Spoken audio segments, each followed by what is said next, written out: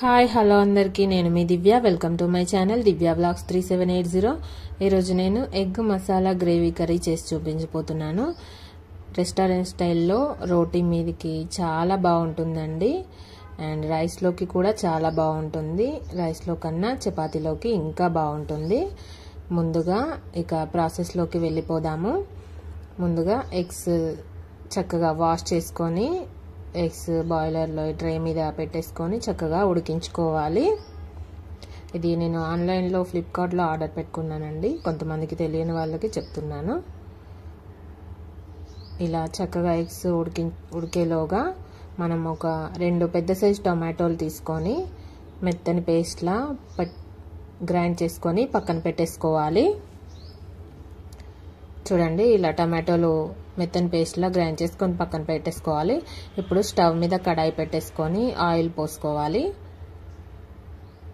Oil heat అయ్యాక అందులో గరం మసాలా, కారం, పసుపు, కొద్దిగా ఉప్పు ఇవన్నీ యాడ్ చేసుకోవాలి. ఆయిల్ కొద్దిగా హీట్ అయిన తర్వాత ఇవన్నీ ఆయిల్లో బాగా కలిసేలాగా కలుపుకోవాలి.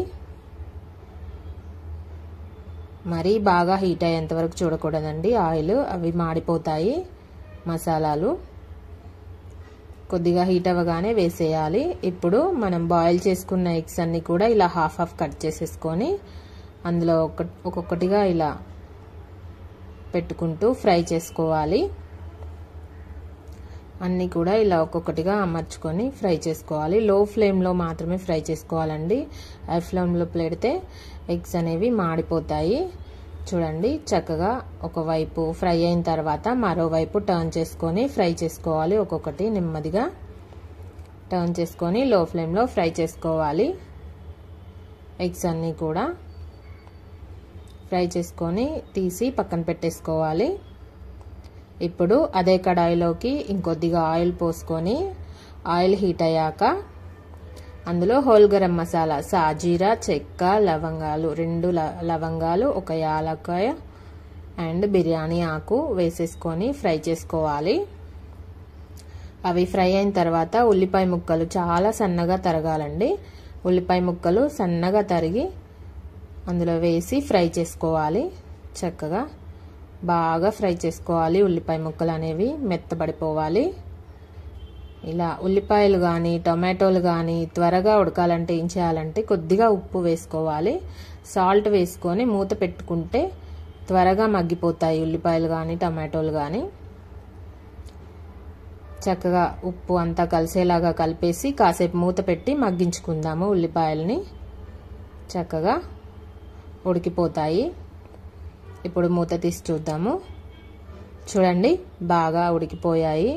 ఉల్లిపాయలన్నీ కూడా కలర్ చేంజ్ అయ్యాయి. చూడండి, మెత్తబడిపోయాయి, చక్కగా ఉడికాయి. ఇప్పుడు అందులోకి అల్లం వెల్లుల్లి పేస్ట్ యాడ్ చేసుకోవాలి. అల్లం వెల్లుల్లి పేస్ట్ పచ్చివాసన పోయేంత వరకు ఫ్రై చేసుకోవాలి. అదంతా కూడా ఫ్రై అయిన తర్వాత ఇప్పుడు అందులోకి పసుపు వేసుకోవాలి. పసుపు వేసుకొని ఫ్రై చేసుకోవాలి. పసుపు ఫ్రై అయిన తర్వాత ఇప్పుడు అందులోకి గరం మసాలా యాడ్ చేసుకోవాలి. గరం మసాలా, కారం పొడి, ధనియాల పొడి ఇవన్నీ కూడా మసాలాలన్నీ కూడా ఉల్లిపాయల్లోకి బాగా ఫ్రై అయ్యేలాగా చక్కగా కలుపుతూ ఫ్రై చేసుకోవాలి. అన్నీ కూడా బాగా ఫ్రై చేసుకోవాలి. ఇప్పుడు అందులోనే రుచికి సరిపడా ఉప్పు వేసుకోవాలి. ముందుగా మనం వేసుకున్నాం కదా, రుచికి సరిపడా చూస్తూ కొద్దిగా వేసుకోవాలండి. ఇప్పుడు అందులోకి మనం ముందుగా గ్రైండ్ చేసుకున్న టొమాటో పేస్ట్ అంతా కూడా వేసేసేయాలి. వేసేసుకొని చక్కగా అంతా కలిసేలాగా కలుపుకోవాలి.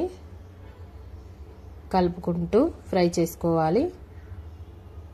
లో ఫ్లేమ్లో మాత్రమే ఫ్రై చేసుకోవాలండి. ఇవన్నీ కూడా టమాటోలు పచ్చివాసన పోయేంత వరకు ఫ్రై చేసుకోవాలి.